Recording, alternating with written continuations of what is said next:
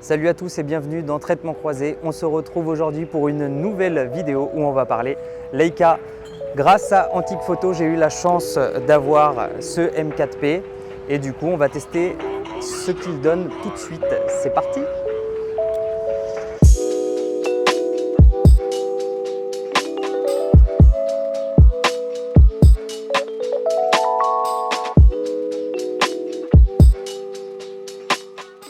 C'est cool Leica parce que c'est vraiment très bonne qualité.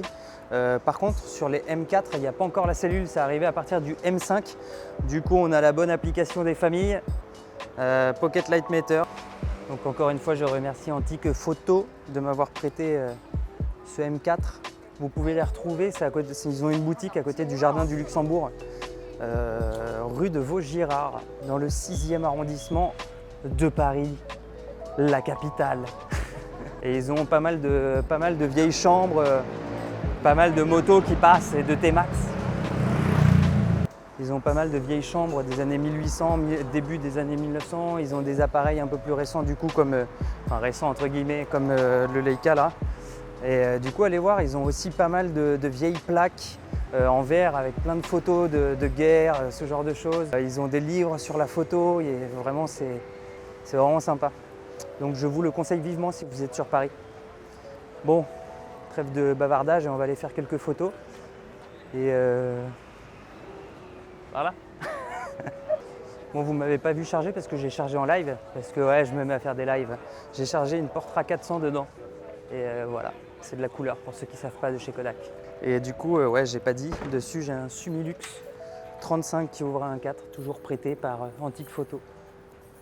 Je vous fais de gros bisous Antique Photo, merci beaucoup.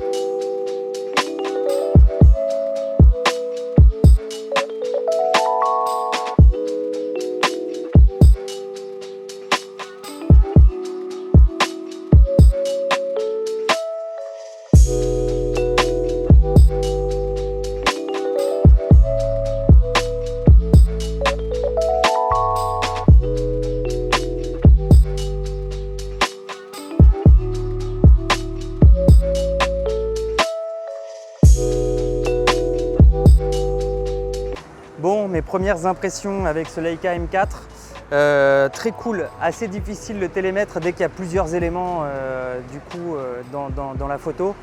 Tu as plein de choses qui se coïncident et du coup je pense que c'est un coup de main à prendre. Mais sinon très cool, très discret. J'ai essayé de faire un peu d'hyperfocal, je me suis mis à f16 avec le temps qu'il fait là. Et du coup ce qui est bien avec cet objectif là, donc c'est le Sumilux 35 qui ouvre à 1.4. C'est qu'en fait, quand on a f16, on est net de 1 mètre, 1 mètre 2 jusqu'à l'infini. Donc en gros, l'hyperfocale est hyper grande, donc c'est super cool.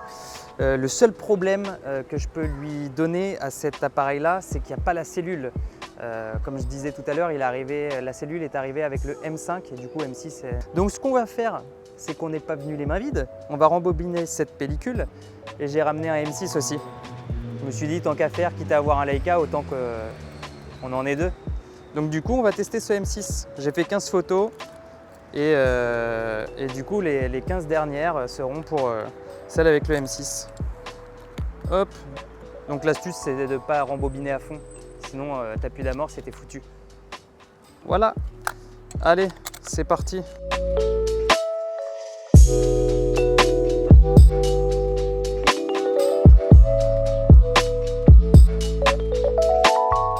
Je vais prendre 2-3 photos juste pour que vous vous rendiez compte du Summicron, des photos des arbres et des photos de la rue.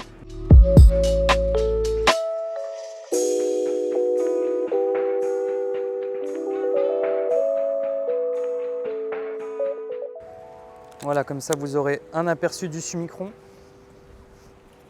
Donc le 50 mm qui ouvre à 1.2 de chez Leica. Et là on va remettre le 35.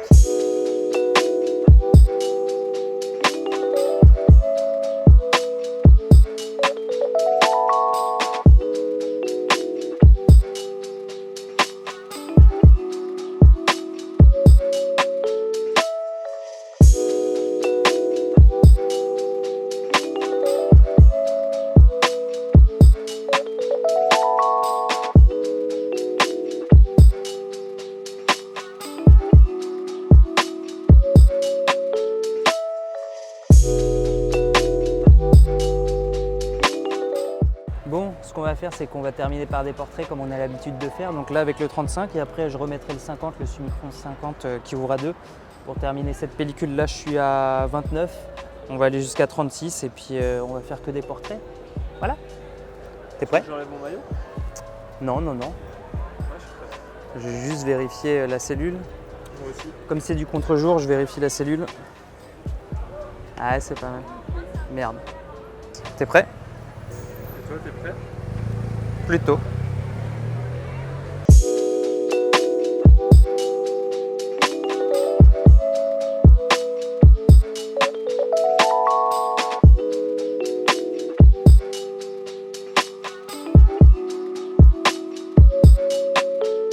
Et voilà, c'est la fin. On vient de terminer cette Portra 400. Je vais peut-être la rembobiner avant d'ouvrir.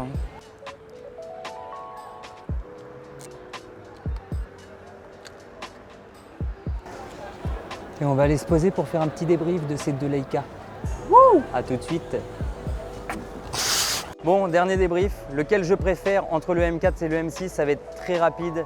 Moi qui adore un appareil où il y a des cellules pour la praticité et la rapidité de shoot, je vais préférer le M6. Le M4 est bien, mais en fait ce qui va surtout être cool sur les Leica, ça va être les optiques qui sont de très très bonne facture. Voilà, est-ce que ça vaut le coup après de vous acheter un appareil, même s'ils sont très compacts, très légers, très rapides, hyper fiables, hyper discrets? Franchement, voilà, si vous avez les moyens, allez-y parce que ce sont des appareils emblématiques. Dès qu'il est révisé, vous en avez pour des années et des années et les optiques sont juste fabuleuses. Donc si vous avez les moyens, allez-y, je vous le conseille vraiment. Après, je pense que niveau discrétion, compact et légèreté, il y a peut-être des appareils qui sont moins chers avec des appareils avec des optiques qui sont quand même relativement bonnes. Donc du coup, voilà, moi si j'avais les moyens, je me le prendrais. Là maintenant, je ne vais pas économiser pour m'en acheter un. Bref, j'espère que cette vidéo vous a plu. Laissez le traditionnel pouce bleu, le pouce bleu comme dirait Ibra. Mais abonnez-vous si vous découvrez cette chaîne avec cette magnifique vidéo. Mettez la cloche si vous voulez être tenu informé des vidéos qui sortiront sur l'argentique et sur la musculation en outre-Atlantique. Et puis voilà, on se dit à la prochaine. Au revoir cadreur. Et bisous. Tu tapes dans ma main?